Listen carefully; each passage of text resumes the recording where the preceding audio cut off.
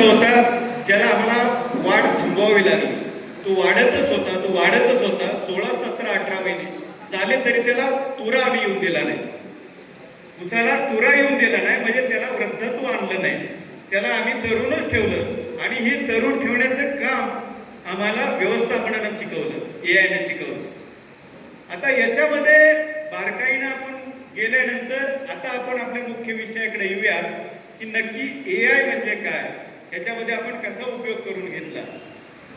आता याच्यामध्ये माहिती गोळा करणं हा एक भाग असतो, माहिती साठवणं हा एक भाग असतो, माहितीचं पृथक्करण करणं हा एक भाग असतो. माहिती पृथक्करण झाल्यानंतर तुम्हाला शिफारस हा भाग असतो. त्या पूर्ण प्रवासामध्ये वेळ किती लागतो? 1 तास. 1 तासामध्ये या सगळ्या गोष्टी घडत असतात. त्याच्यासाठी लागणाऱ्या ज्या यंत्रणा आहेत त्याला आपण म्हणतो IoT, internet of things. Internet of things मध्ये आपण सुरुवात केली. त्याच्यामध्ये महत्वाची गोष्ट हे जे वेदर स्टेशन आहे त्याला आपण म्हणतो ऑटोमॅटिक वेदर स्टेशन, स्वयंचलित हवामान केंद्र. हे हवामान केंद्र आपल्याला प्रत्येक तासाला प्रत्येक शेतकऱ्याचं त्याच्या प्रक्षेत्रावर पडणारा पाऊस, त्याच्या प्रक्षेत्रावर असणारं तापमान, वाऱ्याची दिशा, वाऱ्याचा वेग, या ठिकाणी पाऊस जो पडतो तो मोजला जातो. इथून सोलर बॅटरी बॅकअप आहे, हा कंट्रोलर आहे, त्या परिसरातली आर्द्रता, त्याच्यानंतर तिथलं टेम्परेचर, हे जिप्सम मॉइश्चर सेन्सर्स आहेत. जमिनीच्या वरच्या फुटामध्ये, जमिनीच्या खालच्या फुटामध्ये असणारा ओलावा, तापमान सतत तासाला, मिनिटाला हे सगळं ऑटोमॅटिक ही माहिती क्लाउडला जाते तुमच्या परिसरामध्ये. साधारणपणे जर इथं आपण एक सेंटर बसवलं तर 5 किलोमीटरच्या परिघामध्ये जेवढं काय क्षेत्र येतं त्याच्यामध्ये असणारं हवामानाची माहिती ही आपल्याला त्याच्यामधून मिळते. हा एक भाग झाला. साधारणतः हा प्रत्येक शेतकऱ्याच्या शेतावर उभं करायची आवश्यकता नाही, सामूहिकपणे आपण हे करू शकतो. आता याच्यामध्ये हा मॉइश्चर सेन्सर आहे, हा मात्र आपल्याला प्रत्येक शेतकऱ्याच्या शेतामध्ये लावावा लागतो. साधारणतः 2.5 एकरासाठी हा एक लावला जातो. याच्यामध्ये सुद्धा बॅटरी बॅकअप आहे. एकदा तो चार्ज झाला की 2 महिने चालतो. याला पण सोलर पॅनल येतो, तो उसाच्या उंचीच्या वर ठेवावा लागतो. आणि हा जो मॉइश्चर सेन्सर आहे हा जमिनीमध्ये आपल्याला टाकावा लागतो. हा कसा लावायचा ते एक्सपर्ट आपल्याला दाखवतात. त्याच्यानंतर हा आपलं काम करायला सुरुवात करतो. हा सर्वात महत्वाचा सेन्सर आहे. हा सेन्सर उसाला पाणी द्यायचं का, द्यायचं झालं तर किती द्यावं लागेल, ते कधी द्यावं लागेल, हे सगळं आपल्याला याच्यातून माहिती मिळते. त्याला म्हणतात ओलावा संवेदक मॉइश्चर सेन्सर.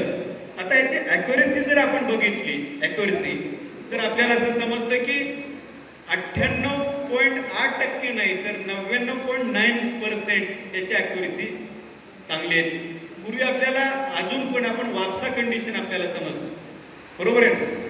वापसा असेल तरच कुठलंही पीक हे अन्न ग्रहण करू शकतं. त्यामुळे हे पीक सतत वापसा कंडिशनला ठेवण्याचं काम हे इन्स्ट्रुमेंट करत असतं. आता ह्या 2 गोष्टी झाल्या. तिसरी गोष्ट म्हणजे सॅटेलाइट, उपग्रह. आपण बघितलंय की आजपर्यंत प्रत्येक देशाने आपले सॅटेलाइट वर सोडलेले आहेत माहितीसाठी.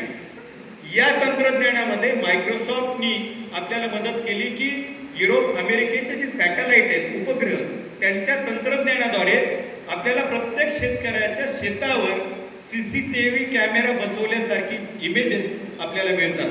त्या इमेजेस कशा मिळतात हे मी तुम्हाला पुढे दाखवेन. आपण जे काम करतो नेक्स्ट, याच्यामध्ये हे सॅटेलाइट 1 मीटर बाय 1 मीटर म्हणजे 1 मीटर बाय 1 मीटरच्या क्षेत्रासाठीचे पिक्चर्स आपल्याला देतात. एकरावर नाही, 2 एकरावर नाही. त्यामुळं प्रत्येक कोपरा ना कोपरा आपल्याशी संलग्न असतो. दुसरं लो टच मध्ये आपण हे सगळे सेन्सर्स वापरतो. आता आम्ही IIT पवई बरोबर किंवा इतर संस्थांच्या बरोबर न्यूट्रिएंटचे सेन्सर तयार करायचं काम चालू केलेलं आहे. आणि तिसरी गोष्ट लॅब रिपोर्ट म्हणजे ग्राउंड. आपण मातीचं परीक्षण करतो. मातीचं परीक्षण करतो याचा अर्थ माती घेतो, तपासतो, रिपोर्ट करतो असं अजिबात नाही. कारण तुमच्या 2.5 एकरामध्ये 1 एकरामध्ये मातीचं परीक्षण करायचं झालं तर फक्त 75 ग्रॅम माती लागते. आम्ही तुम्हाला सांगतो की 1 किलो मातीचा नमुना काढा. ही माती साधारणतः एका एकरामध्ये जर तुम्ही मोजली वरच्या एका फुटामध्ये तर ती 42,40,440 किलो मातीचं वजन भरतं. त्यातला 1 किलो नमुना काढायचा असेल तर तो AI सांगतं की तुम्ही इथून तिथं चला, इथून इकडं चला, इथून हा बिंदू, या पद्धतीने ती माती घेतली जाते आणि नंतर ती माती व्यवस्थित पृथक्करण केली जाते. 12 घटक त्याच्यामध्ये केमिकलचे तपासले जातात, भौतिक घटक तपासले जातात आणि एक अहवाल तयार केला जातो. त्याच्यामध्ये आपल्याला हे ग्राउंड ट्रूथ म्हणजे सध्याची परिस्थिती तुमच्या जमिनीची कशी आहे हे समजतं. हे AI तंत्रज्ञानामध्ये फक्त माहिती गोळा करण्यासाठीची यंत्रणा आपण इथपर्यंत वापरलेली. तुमच्या आता लक्षात आल्या असतील काही विद्यार्थी इथं आहेत, IoT टूल्सचा वापर माहिती गोळा करण्यासाठी आपण केलेला आहे. याला पण आपण तेच म्हणतो आणि मॉइश्चर सेन्सर्सला सुद्धा. आता नेक्स्ट याच्यामध्ये आपण जे तंत्रज्ञान वापरले आपले उद्दिष्ट असे आहेत की समाजाच्या सर्व शेतकऱ्यांसाठी याचा उपयोग झाला पाहिजे. दुसरी गोष्ट, ऊसामध्ये 40% कमीत कमी वाढ झाली पाहिजे. जो शेतकरी 40 टन उत्पादन रोज घेतोय दरवर्षी, त्याच्या उत्पादनात कमीत कमी 15 टनाचा फरक पडला पाहिजे. जो शेतकरी 80 टन घेतोय तो 110 टनापर्यंत गेला पाहिजे.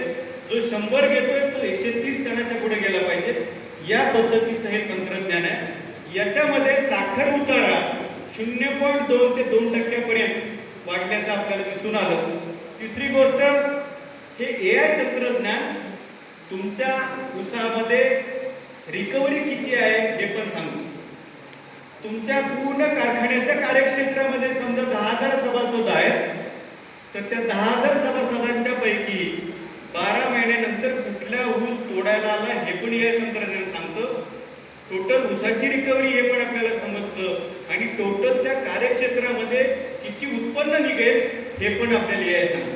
आज इथं दरंडे कारखान्याचे आमचे मित्र सगळे आलेले आहेत, अजिंक्यतारा कारखान्याचे आलेले आहेत. मला असं वाटतं की चांगली गोष्ट आहे की जिल्हा मध्यवर्तीच्या माध्यमातून आपण हा प्रयोग 2000 शेतकऱ्यांच्या शेतावर राबवतोय. अजून शेतकऱ्यांनी याच्यामध्ये यायची आवश्यकता आहे. आणि सगळ्यात तिसरी गोष्ट, पर्यावरण म्हणजे ज्यावेळेस तुम्ही पहिलं पीक काढाल, दुसरं तिसरं चौथं पीक, ह्याच्यासाठी खरं तर AI आणखीन आपल्याला मदत करणार आहे. म्हणजे पहिली लागवड, खोडवा, दीडवा आणि आडवा अशा 5 ऊसाच्यासाठी आपल्याला AI तंत्रज्ञान वापरायचे. आपली घाई असते की खोडवा निघाले की आपण रान लगेच दुसऱ्या पिकाला करतो. एकदा आपण तयारी चांगली केली तर खोडव्याचं उत्पन्न सुद्धा आपल्याला एकरी 100 टनाच्या पुढे काढता येईल. आमच्या प्रक्षेत्रावर आता सगळ्या व्हरायटीचे प्लॉट आहेत खोडव्याचे. मला वाटतं नंदाभाऊ आणि त्यांची सगळी टीम येऊन गेली. तुम्ही आमचे खोडव्याचे प्लॉट सगळ्यांनी बघितलेले आहेत, बरोबर आहे. साधारणतः 3 महिने 4 महिन्याच्या खोडव्याची उंची, कांडीची लांबी, कांडीची जाडी, फुटव्यांची संख्या, फुटाची उंची, पानाची रुंदी, पानाचं क्लोरोफिलचं प्रमाण, सगळ्याच गोष्टी आपण बघितल्या तर आपल्याला असं लक्षात येतं की अरे खोडवा तर पहिल्या पिकापेक्षा जास्त उत्पादन देऊ शकतो. आपण आपली मानसिकता अशी केली आहे की पहिल्या ऊसाचं उत्पन्न मला 80 टन निघालं तर खोडवा 70 टन निघाला तरी चालतं. माझं मत असं आहे की जर तुम्ही 80 टन काढताय तर खोडवा 100 टन निघाला पाहिजे. कारण बेटच तयार असतात, सगळ्या गोष्टी तयार आहेत, आपण कमी पडतो व्यवस्थापनात. आणि त्यामुळं AI तंत्रज्ञान राबवत असताना आपण कमीत कमी 5 पिकाचा विचार केला पाहिजे.